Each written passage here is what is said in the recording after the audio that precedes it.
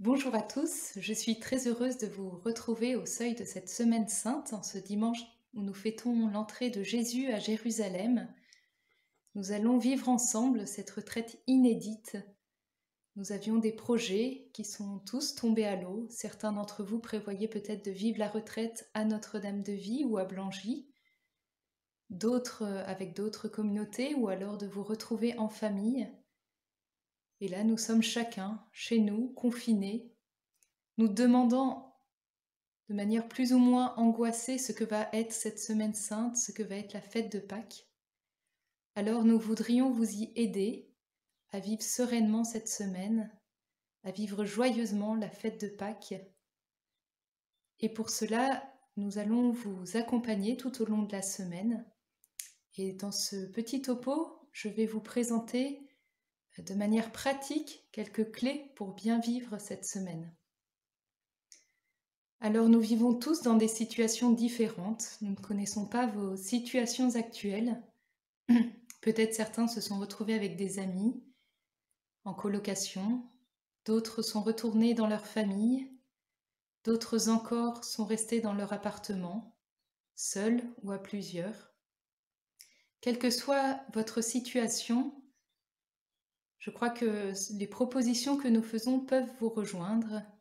Elles sont tout à fait adaptables à la carte, justement pour que vous puissiez les adapter à votre situation. Pour ceux qui vivraient cette période dans la crainte, l'angoisse, et c'est bien normal, nous ne savons pas où nous allons, je vous invite à relire ou à réécouter l'intervention, le message que le pape François nous a adressé lors de sa bénédiction Urbi et Orbi du 25 mars dernier, sur le thème « N'ayez pas peur ». Alors pour commencer ce petit enseignement, je voudrais vous dire quelles vont être les différentes étapes. Donc je vais développer 3 points. Le premier point, c'est fixe ton regard sur Jésus. Le deuxième, vis la proximité. Et le troisième, ouvre ton cœur. Le premier point, fixe ton regard sur Jésus. Effectivement, toute la Semaine Sainte est orientée vers cela. Fixer notre regard sur Jésus. Suivre Jésus. Entrer dans les sentiments de Jésus, dans sa passion et sa résurrection. C'est l'orientation donnée chaque année durant cette grande semaine. Et cette année particulièrement, nous prendrons peut-être davantage conscience que Jésus porte le péché du monde, porte le poids de nos souffrances sur la croix lorsqu'il donne sa vie. Approchons-nous de lui. Et je voudrais commencer par citer une petite phrase du pape François que je citerai régulièrement dans mon topo. Regarde le Christ, accroche-toi à lui, laisse-toi sauver. Parce que ceux qui se laissent sauver par lui sont libérés du péché, de la tristesse, du vide intérieur, de l'isolement. Oui, accrochons-nous à Jésus, particulièrement en cette période. Découvrons qu'il est vraiment le Sauveur.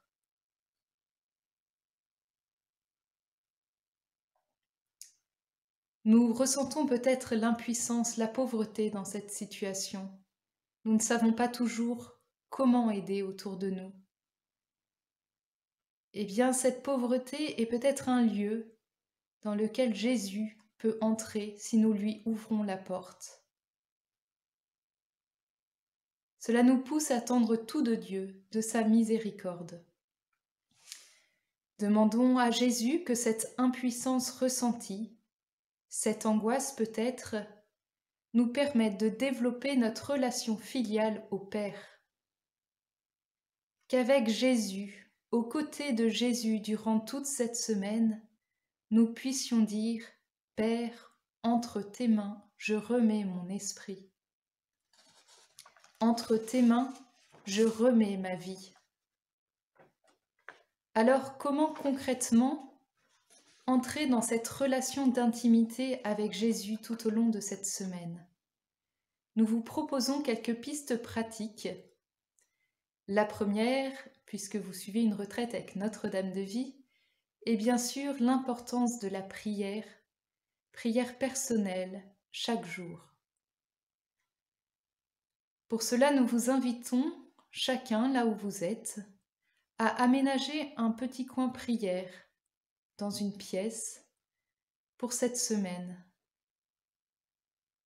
Un lieu où tout vous oriente vers Jésus. Dans ce coin prière, vous pouvez mettre une icône du Christ, une croix, une image de la Vierge Marie. Et nous vous invitons tout au long de cette semaine à faire évoluer ce coin prière en fonction du mystère que nous célébrons. Le jeudi saint, vous pouvez y ajouter un tissu rouge. Le vendredi, vous pouvez laisser seulement le crucifix. Le samedi, l'image de Marie.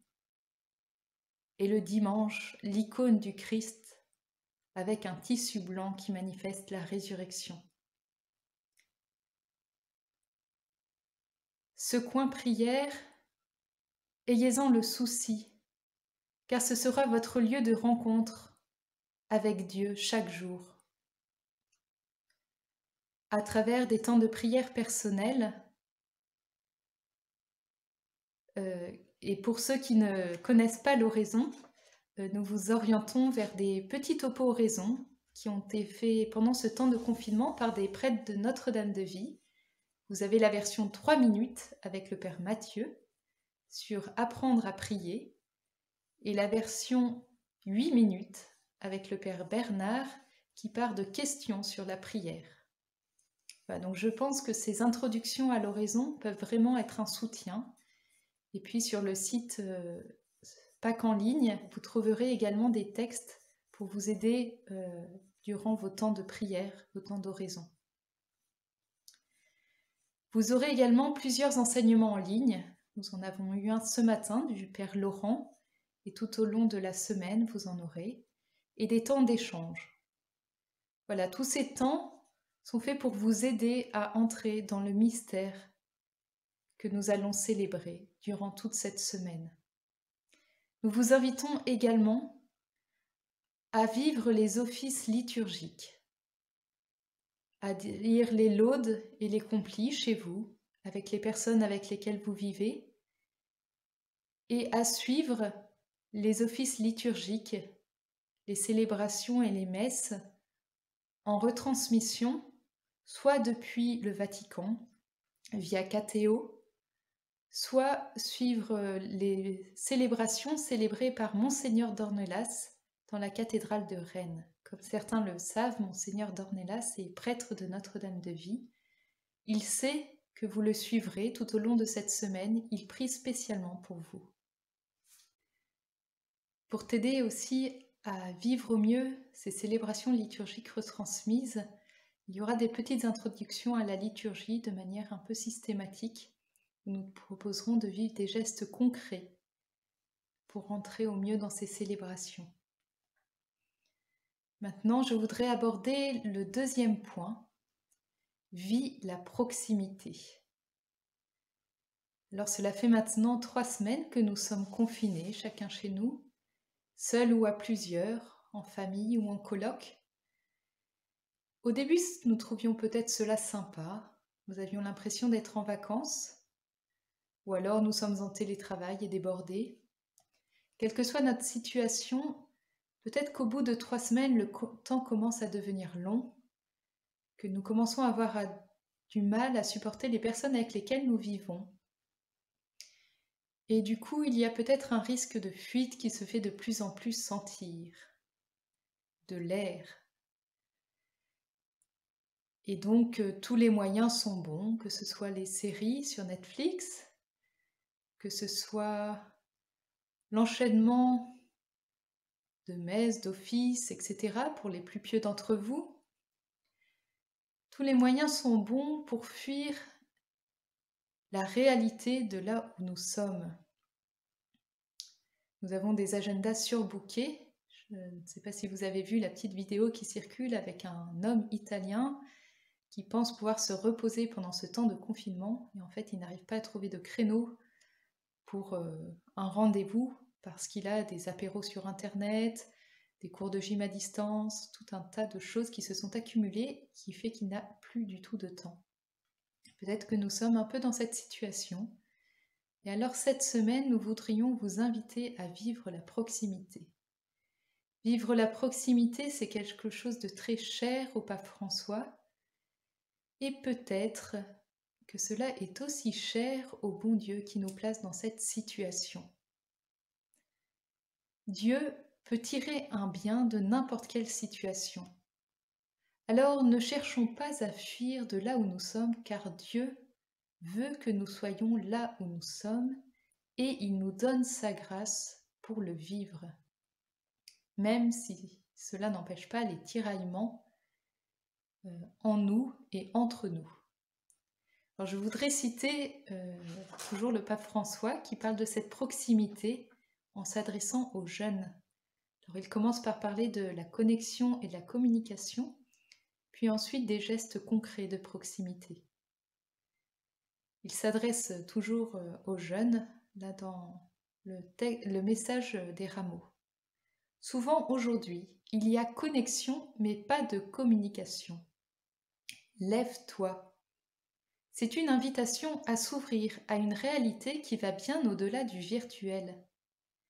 Cela ne veut pas dire de mépriser la technologie, mais l'utiliser comme un moyen et non comme une fin.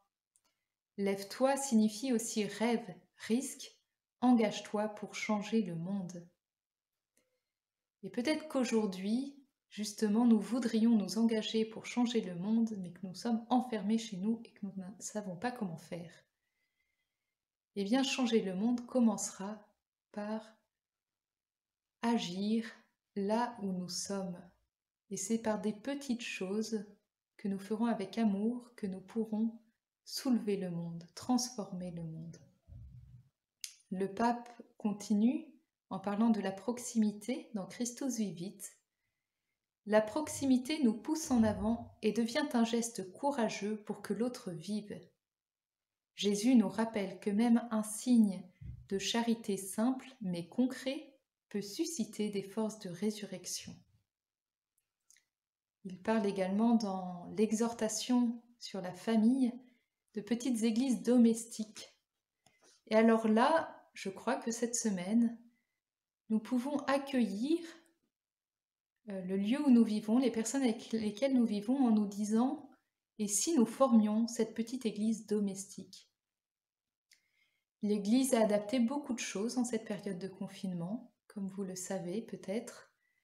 Il y a des très beaux messages qui expliquent la communion spirituelle, comment se confesser quand nous n'avons pas de prêtre à disposition. Donc, tous ces petits aspects pratiques sont abordés dans des capsules que vous retrouverez sur le site internet. Mais voilà, l'Église s'adapte et ça c'est très beau, ça montre sa sollicitude maternelle pour chacun de ses enfants, connaissant nos situations. Et nous aussi, nous sommes appelés, je crois, à nous adapter aux situations dans lesquelles nous vivons pour cette semaine. Ne pas chercher à changer notre situation, mais ne pas la subir, mais y adhérer de tout notre cœur. Et si nous avons du mal à adhérer à la situation dans laquelle nous vivons, demandons à Dieu de nous y aider. Il s'en fera une joie. Car il faut bien avoir en tête que Dieu, dans sa grande sagesse d'amour, fait tout contribuer au bien de ceux qu'il aime, c'est-à-dire à chacun d'entre nous. Et il veut notre sanctification, la sanctification de chacun d'entre nous, que nous soyons les saints de la porte d'à côté. Comme le dit le pape François dans l'exhortation sur la joie et l'allégresse. Alors pour cela, nous vous proposons quelques pistes concrètes également.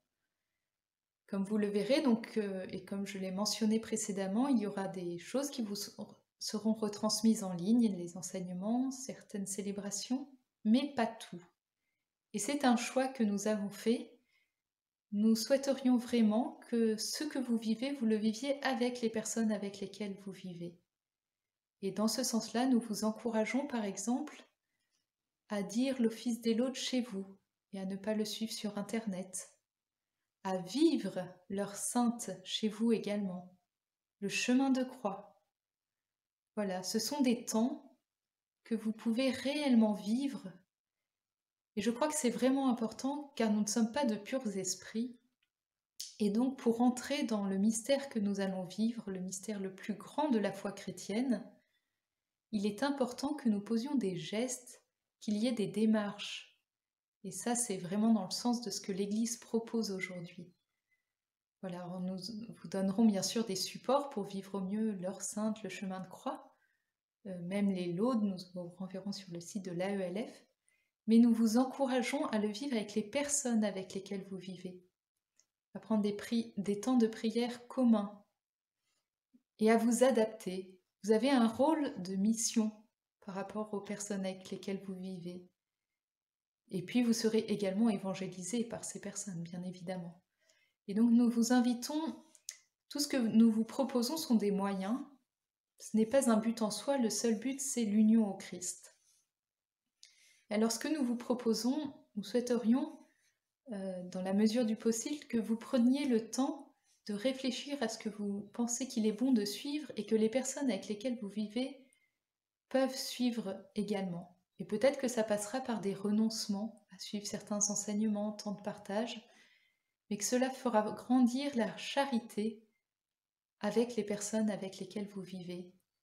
Et je crois vraiment que de belles choses peuvent jaillir de ces choix que vous poserez de vivre ensemble cette semaine sainte. Je crois qu'il y a quelque chose auquel il faut faire attention également, c'est de ne pas vivre en spectateur les jours saints.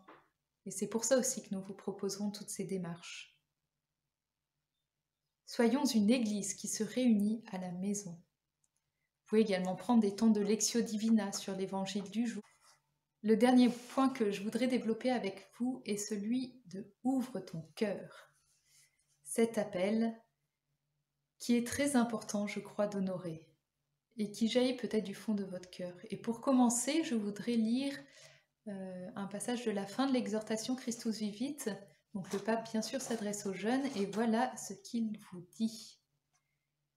Chers jeunes, courez, attirés par ce visage tant aimé, que nous adorons dans la Sainte Eucharistie, que nous reconnaissons dans la chair de celui qui souffre. Que l'Esprit Saint vous pousse dans cette course en avant. Oui, vous avez un élan, une force, une générosité qui sont grands. Et alors, c'est sûr que cette générosité qui est grande, je suis sûre qu'elle est présente en chacun d'entre vous. Et pourtant, peut-être que vous êtes cassé les dents à proposer votre aide dans des maisons de retraite à proximité ou même dans des hôpitaux et que l'on a refusé votre aide. Donc c'est peut-être un peu douloureux et vous vous demandez bien comment aider en cette situation. Alors surtout, je crois que quelque chose qui est très beau, c'est ce désir qu'il faut garder au fond de votre cœur. Déjà nous réjouir de tout ce qui se fait dans le monde entier et plus près de chez nous, comme initiative de générosité. On voit la bonté de l'homme qui se manifeste à travers tous ces gestes et vraiment je crois que nous pouvons rendre grâce pour cela. Et puis cette ouverture du cœur que vous avez, surtout gardez-la, ce désir gardez-le et peut-être ouvrez-le même à la dimension de l'Église universelle et du monde entier. Le monde entier se retrouve dans cette situation de crise sanitaire. Dans les pays pauvres, c'est dramatique. Certaines personnes redoutent davantage la famine que le coronavirus. Il y a vraiment des grandes situations de détresse partout dans le monde. Et je crois que cette crise nous fait sentir que nous sommes tous liés, fait sentir la grande fraternité humaine. Alors je crois que cela, c'est très important que vous le gardiez au fond de votre cœur. Et nous allons également vous proposer quelques pistes concrètes pour nourrir cet élan de générosité qui vous habite. Alors la première des pistes concrètes est l'intercession. Le pape, lorsqu'il s'est adressé au monde entier le 25 mars à travers la bénédiction Urbi et Orbi, a dit dans son message que la prière et le service discret, c'est notre arme gagnante. Et ça, je crois qu'il faut que nous en soyons convaincus, que nous ayons foi en la force de notre prière, qui vraiment est agissante, touche le cœur de Dieu. Et peut-être que c'est notre mission en tant que chrétiens, notamment durant cette semaine, de vivre ces temps de prière approfondis avec Dieu. Nous pouvons, pour nous aider peut-être, chacun des jours saints, choisir une catégorie de personnes pour lesquelles nous prierons plus particulièrement. Le jeudi saint, le jour où Jésus se fait serviteur à travers le lavement des pieds, nous pouvons prier par exemple pour toutes les personnes qui sont à notre service, que ce soit les producteurs, les transporteurs, les vendeurs, les soignants bien sûr, les forces de l'ordre, tous ceux qui se mettent au service. Le vendredi saint, jour de la mort du Christ, nous pourrons prendre particulièrement dans notre prière tous ceux qui sont morts de la maladie du coronavirus et tous ceux également qui, des effets secondaires du coronavirus, meurent de la famine. Le samedi saint, avec Marie, nous pourrons prier pour toutes les personnes qui ont perdu un être cher et qui voient leur peine redoubler car elles n'ont même pas pu leur dire adieu. Nous pourrons également prier pour toutes les personnes seules. Le dimanche de la résurrection, nous pourrons rendre grâce pour toutes les personnes qui ont été guéries, sorties de situations critiques, il y en a énormément.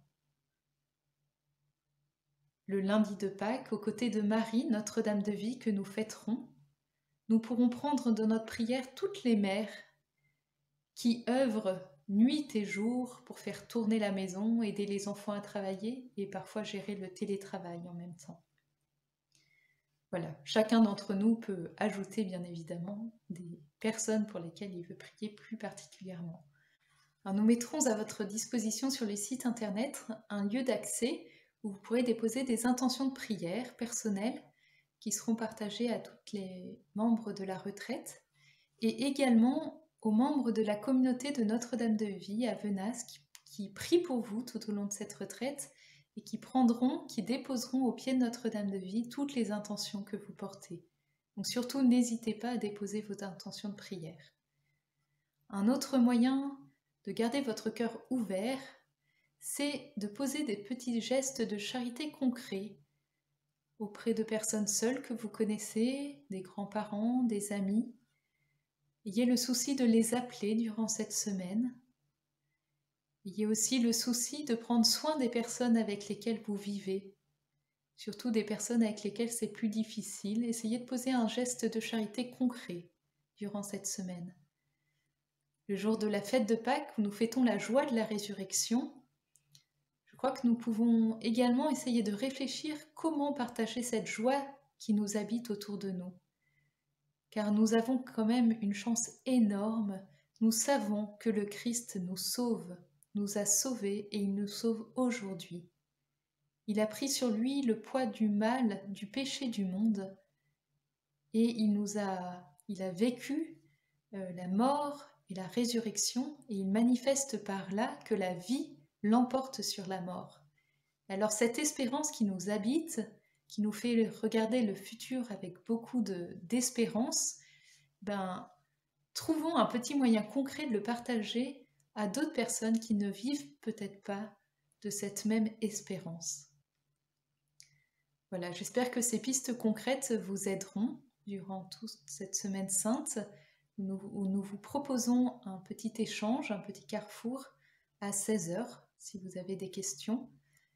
Voilà, donc pour terminer, je voudrais reprendre les 3 points. Fixe ton regard sur Jésus, vis la proximité et ouvre ton cœur. Bon après-midi à chacun et bonne retraite.